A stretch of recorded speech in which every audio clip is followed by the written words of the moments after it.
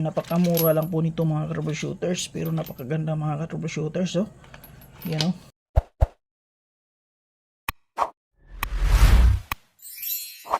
Hello mga troubleshooters. For today's video mga troubleshooters, may unbox na naman tayong IT mga troubleshooters.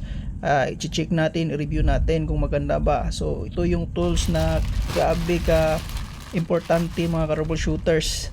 Sakit trends mga troubleshooters. So ipakita ko sa inyo mga troubleshooters. Buksan natin para matingnan natin kung gaano siya kaganda mga troubleshooters.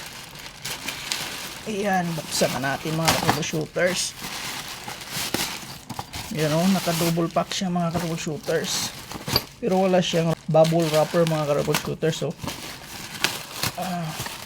pero okay lang, hindi naman ito yung klaseng BBAC. So, ayan. So, ayan mga troubleshooters. So, ayan. So, buksan na natin mga troubleshooters. Tingnan natin kung gaano ito kaganda mga troubleshooters. Ito, ayan. Ayan mga troubleshooters. Oh. So ito yung kanyang socket extension mga troubleshooters. Ayan oh. Napakamura lang po nito mga troubleshooters, pero napakaganda mga troubleshooters. Oh. Ayan oh.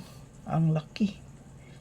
Tama lang siya mga troubleshooters para sa ating mga DIY project. So kung may gagawin kayo sa inyong motor o anong mga bolts na kailangan nyo tanggalin, so ito pwede na ito mga troubleshooters. Ayan o, meron siyang maliit na socket wrench mga troubleshooters. Yan, 8 to sa mga troubleshooters, 8 hanggang 24. Yan, 8 hanggang 24 mga troubleshooters. So napaka okay siya mga troubleshooters sa application na yung maliit na bolt hanggang sa 24mm na bolt mga troubleshooters, pwede niyang tanggalin mga troubleshooters.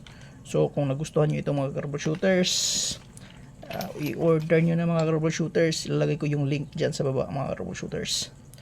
So bili na mga troubleshooters. Have a nice day. God bless. Bye bye.